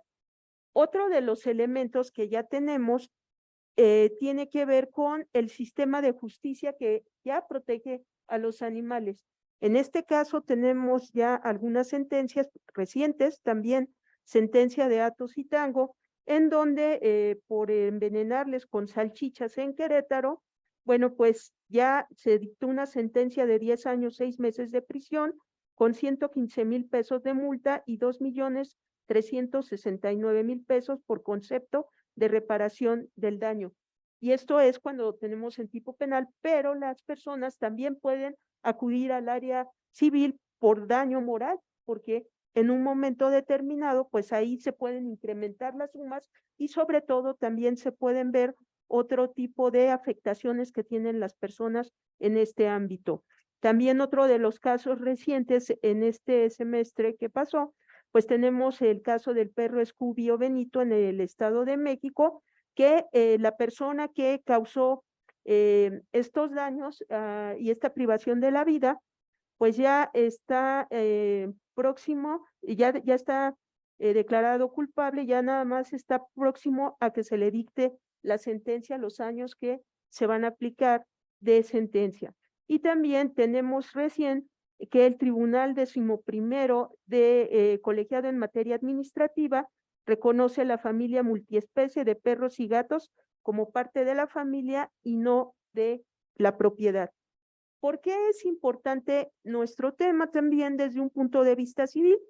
Porque hay una dinámica de poblaciones en el caso de los animales de compañía, caninas y felinas, y algunas causas y consecuencias que van desde que pierdan su bienestar, pero también que puedan generarse en un momento determinado daños, responsabilidades que las personas tienen que tomar en cuenta. ¿Para qué?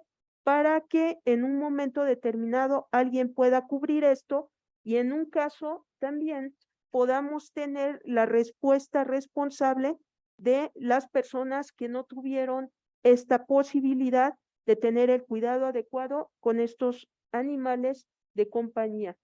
Y cerraría con estas conclusiones y propuestas. Hay que pensar en un momento determinado que podemos tener especie en extinción o sobrepoblación, ¿sí? Entonces, en algún momento, jurídicamente tenemos que dar una respuesta muy puntual. Coincido con lo que se ha trabajado en la mesa, se ha expuesto. ¿Por qué? Porque en algún momento creo que también generar en un momento determinado, yo le llamo esto cajita de herramientas académica, algo para mí muy novedoso que hizo también el doctor César, que aquí traigo su libro, de los pocos que hay, ya porque se agotó en la presentación, de los derechos de los animales, una visión jurídica, aporta también para que podamos en las audiencias, quienes hacemos peritajes, poder apoyar nuestros peritajes desde una doctrina que considera un aspecto internacional, pero también en estos casos algo que nos pueda servir en la argumentación que podemos presentar en México con relación a los animales, porque en un momento determinado tenemos que pensar que esto es una política pública y en el caso de maltrato y crueldad es una política criminal que va a ser insuficiente si no trabajo en educación, si no trabajo en cultura y sobre todo en prevención, porque lo que buscamos al final y al principio es el bienestar de los animales en convivencia armónica con nosotros como seres humanos.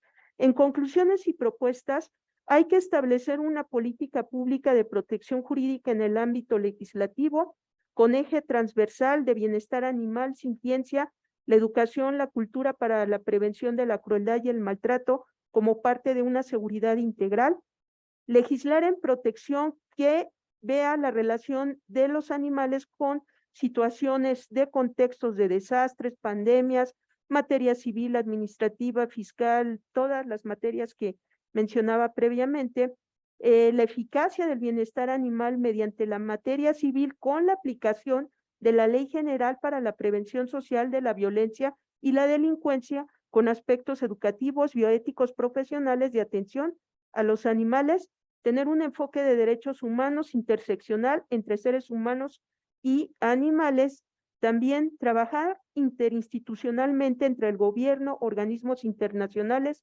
organizaciones de sociedad civil, comunidad y sociedad, y establecer organismos y protocolos de atención, protección y apoyo interinstitucional para la atención integral del bienestar animal.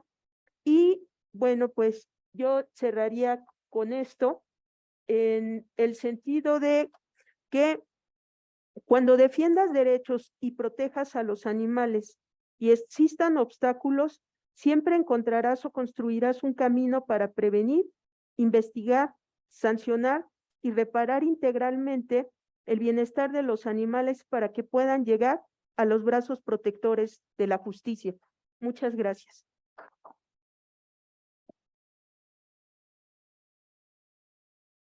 Querida doctora María Teresa Ambrosio, gracias por estas ideas y estas aportaciones muy interesantes que nos permiten, primero, durante todo el desarrollo de la mesa hemos observado como una dirección muy interesante, la doctora Paola Martínez Vergara analizó los principios de interpretación que nos permiten proteger de manera más amplia a los animales, a los seres sintientes, sujetos de consideración moral.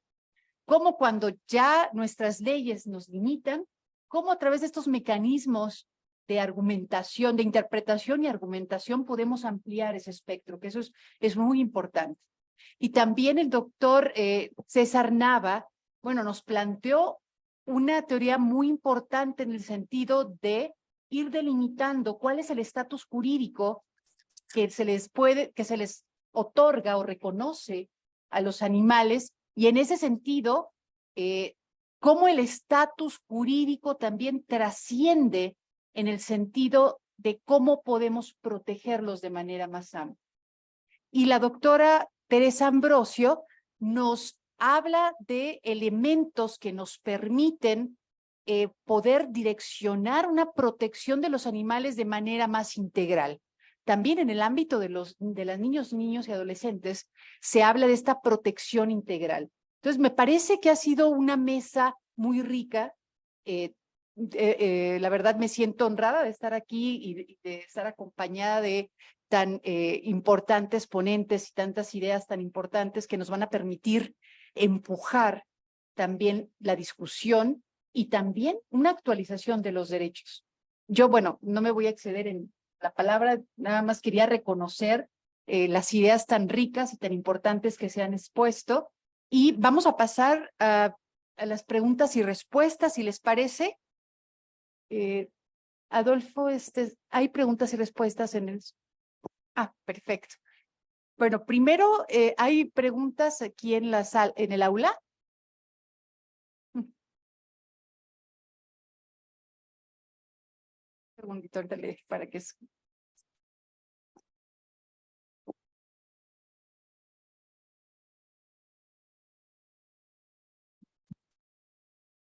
¿Qué tal? Buenas tardes. Mi nombre es Mauricia Bolaños.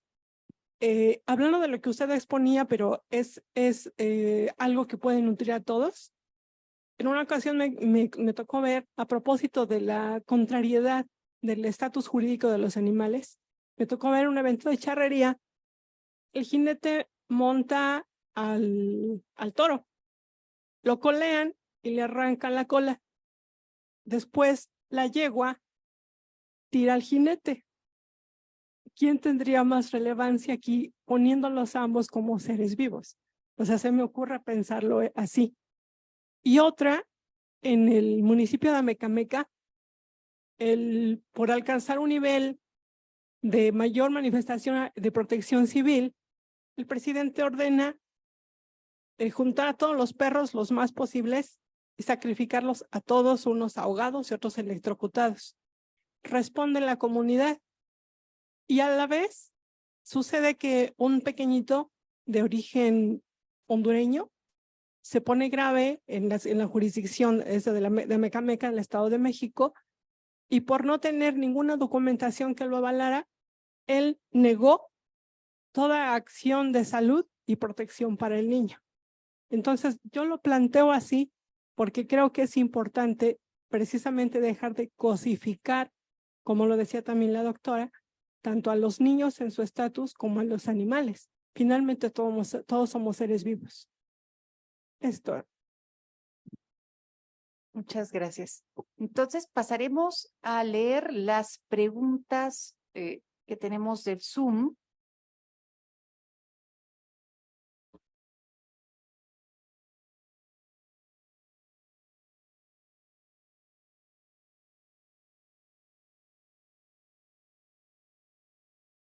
Segundito.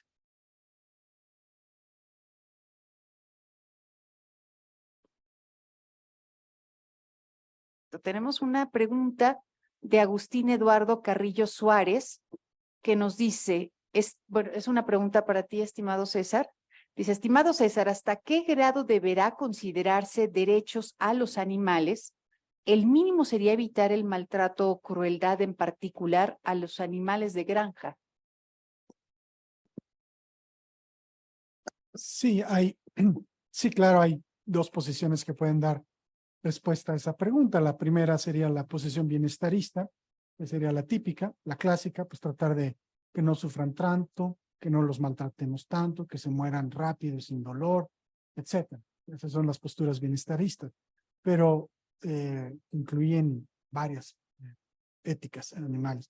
Pero si nosotros habláramos sobre derechos y quisiéramos pensar sobre los animales de granja, pues simplemente no se les va a matar. Entonces generaríamos o provocaríamos quizá una creciente, en términos numéricos, cantidad de personas que tendrían que verse orilladas hacia esquemas vegetarianos o volacto-vegetarianos, quizá, no sé, o veganos. Por eso es que yo pienso que no todos los animales pueden tener derechos, pero claro, se tiene que discutir mucho porque no necesariamente todos los animales de granja pueden estar dentro de la misma clasificación y dentro de la misma reflexión para saber si se pueden otorgar derechos o no y qué tipo de derechos van a ser. Entonces creo que el mínimo está también sujeto a consideraciones de tipo económico y social, por supuesto, porque muchas familias viven de la por mal llamada explotación animal, pero tampoco se puede hacer de un plumazo el que los animales de granja de repente se vuelvan sujetos jurídicos o personas jurídicas y entonces ya no se podrían destinar a consumo humano.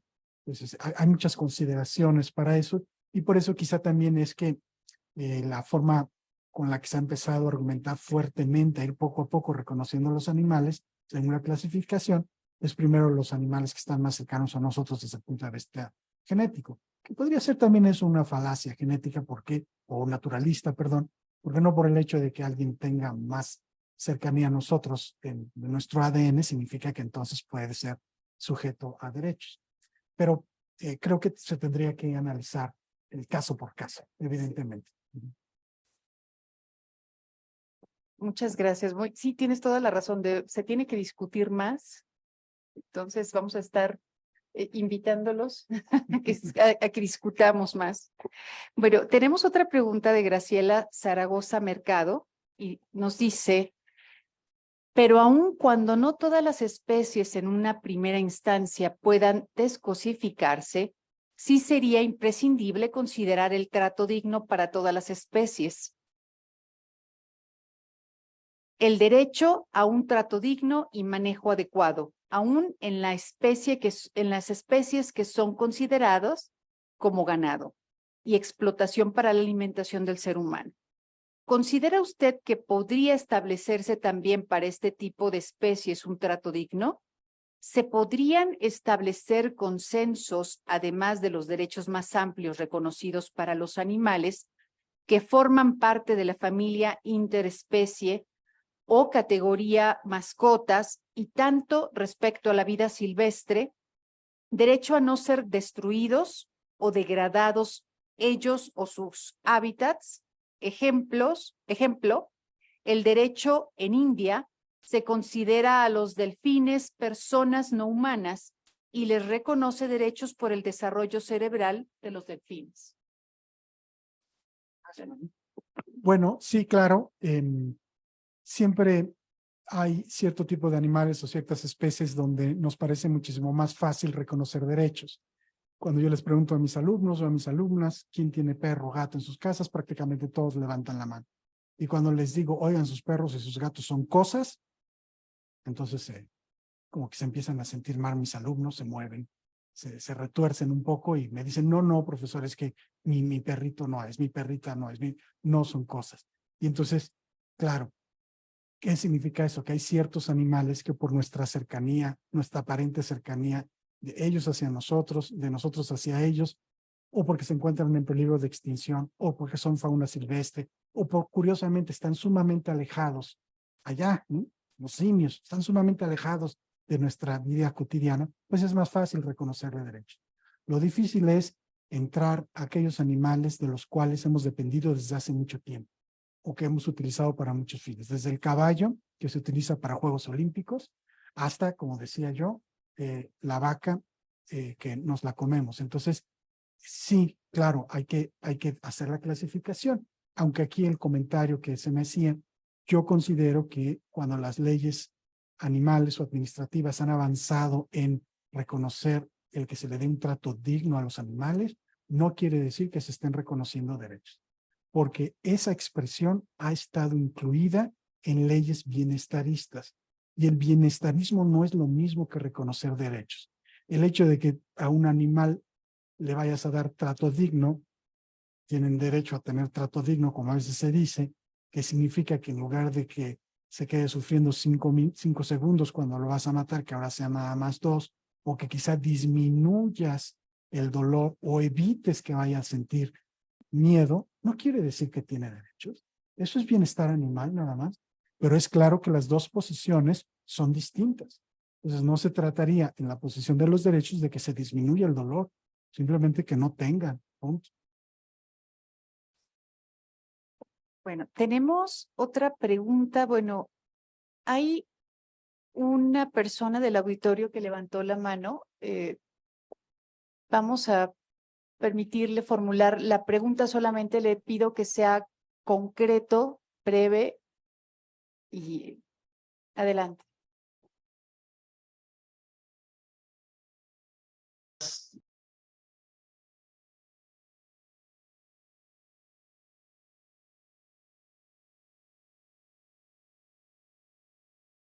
¿Puede habilitar el micrófono para escucharlo, por favor? Listo, gracias, muy amables. Muchas gracias. Seré breve y sobre todo también felicitar a todos los organizadores antes que todo. Maravilloso está el Congreso, muy ilustrativo. Muchas felicidades y saludos desde Cancún, Quintana Roo.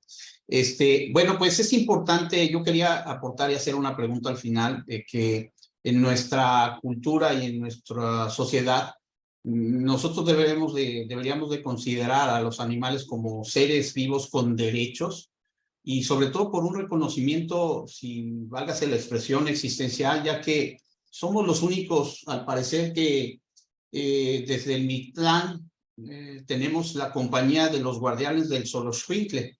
Es decir, por ejemplo, en la raza de los perros se ha considerado el valor significativo que ha tenido para nuestros ancestros. Luego, entonces, también viene la pregunta a colaciones, es una introducción, pero también viene la pregunta de la siguiente manera, porque al final de cuentas yo he tenido que interponer amparos en contra de las caninas, vamos a decirlo así, el control canino, porque los atrapan en la calle, no traen su plaquita y pues bueno, los declaran totalmente para ser sacrificados. Eso es lo que marca un reglamento, lo que marca una normatividad, pero yo creo que no es justo. Se tendría que hacer una cultura de valorización y sobre todo de conciencia de qué significa un ser vivo, ya sea un puerquito, ya sea un chango, lo que ustedes quieran, porque ha habido problemas también con la lesión psicológica que ellos luego tienen por tenerlos en casa, ¿verdad? Tratándolos de domesticar, y que al final de cuentas la gente no sabe y no está consciente de lo que es tener una mascota, por ejemplo. Yo desde a los 4 o 5 años he tenido mascotas y así los tomo, tienen sus derechos, a veces yo hasta lo reconozco, he sido un poquito restrictivo con ellos para que no se salgan, para que no muerdan, los educamos, etcétera. Pero pues esa es una persona que está hablando aquí cuando allá afuera todo el mundo puede patearlos, los deja en la calle, defecan, etcétera. Entonces, generando una cultura, yo creo que se podría realizar una protección real. ¿Qué opinan? Cualquiera de los ponentes me gustaría que respondiera. ¿Qué opinan respecto a que hubiera un protocolo de introducción o un protocolo de seguimiento para que la sociedad esté consciente de lo que significan los animales? ¿Estaría bien? Digo, porque nada más hay campañas de desparasitación, vacunación antirrábica, pero no hay foros, o como por ejemplo, que es súper importantísimo, donde se haga valer el derecho y la importancia de estos seres. Muchas gracias. ¿Alguien de ustedes quisiera comentarlo? Bueno, pues muchas gracias, quien nos acompaña en red. Por eso hablaba de la educación y la cultura. Ya pues se ha estado trabajando también la posibilidad de incluir en la parte del sistema educativo esto, pero sobre todo aquí Por eso hablaba de las organizaciones de sociedad civil, que hacen también una función educativa, y también en algún momento, en el caso de la UNAM, tenemos una materia en la Facultad de Derecho que trabaja el tema. Incluir materias también dentro de las carreras que también son afines al tema, medios de comunicación también es una parte importante, y sobre todo algo que se me hace muy positivo es, por ejemplo, lo que está haciendo ahorita la universidad, en el caso del instituto. El libro es de descarga gratuita y es un libro, por ejemplo, muy amigable, muy fácil de leer, y que puede estar dirigido a todas las personas, y es también una forma de que la gente tenga información que nos puede servir culturalmente. Y lo más importante, bueno, soy rescatista aquí en la Ciudad de México de manera independiente desde hace 10 años, y la pregunta de las personas es, ¿qué hago jurídicamente? Y creo que esto es parte también de lo que, aunado a la ley, podemos tener este conocimiento, y que en algún momento, pues no es mucha la literatura que hay en nuestro país, pero la que hay ahorita, que se está generando en varias áreas también de la UNAM y en las academias, creo que también nos puede servir para esta parte educativa y cultural. Y en algún momento también los medios de comunicación, cuando hacen estas entrevistas, tomar estos materiales, ¿para qué? Para que tengan también trabajos científicos que puedan ser también con datos que puedan dar una orientación adecuada a la población en general. Gracias. Muy bien, tenemos una última pregunta que formula Ricardo Vergara, y es para todos nuestros ponentes. Dice: ciertas posturas de especialistas en materia de derechos de animales señalan que los derechos de estos seres deberían estar constituidos como derechos humanos. ¿Qué opinión les merece esta postura? ¿Y deberían considerarse los derechos de los animales como derechos humanos? Bueno, aquí me imagino que se referirán a la par, ¿no? Al rango, más que al analogarlos totalmente. Pero, ¿alguien quisiera responder? Gracias. Sí, muchas gracias por la pregunta, muy interesante. Sí, son derechos diferentes, definitivamente, pero recordemos la Declaración Universal de los Derechos de los Animales de 1977, en la cual, desde su preámbulo hasta el último artículo, reconoce más que derechos, principios y valores. La parte axiológica del derecho es muy importante, y estos principios de los que hablábamos, libertad, el derecho a una vida libre de violencia, que de alguna manera el doctor César señaló al referirse al respeto que nos merecen los animales. Me parece que hay muchas coincidencias entre los derechos humanos y los derechos para los animales no humanos, pero sí el tratamiento jurídico es diverso, y es fundamental el reconocimiento de los principios de libertad. Recordemos también la igualdad. La igualdad jurídica no significa que todos seamos iguales en el plano fáctico, sino que tratemos igual a los iguales y desigual a los desiguales, partiendo de un criterio de equidad. En ese sentido, atendiendo a la naturaleza animal, pues tendrán intereses distintos a los de los seres humanos, pero hay intereses en los que coincidimos, como la vida, la libertad, la no violencia. Entonces se puede hacer una revisión exhaustiva, también atendiendo a la categoría animal a la que nos refiramos, para establecer este catálogo de derechos en donde puede haber coincidencia o semejanza con los derechos humanos, pero sí son distintos desde mi perspectiva. Muchísimas gracias, doctora Paola Martínez. Ahora le cedo la palabra al doctor César Nava. Muy bien, gracias. Sí, para dar respuesta a lo que se pregunta, y yo pienso, estoy en la misma línea que la doctora Paola Martínez, pues son diferentes. Claro que hay coincidencias porque el lenguaje que se utiliza para construir o deconstruir figuras o conceptos jurídicos en relación con los derechos va a tener puntos de encuentro, eso es lógico, pero son diferentes. Una cosa es hablar sobre los seres humanos y sus derechos y sus intereses, y otra cosa es hablar de los animales y sus derechos o sus intereses. Este error que yo escucho en muchas ocasiones en las discusiones genera miedo, genera rechazo y genera resistencia curiosamente, los juristas. Si hay algún grupo de científicos que se oponen a la discusión, el reconocimiento de los derechos de los animales, son los juristas.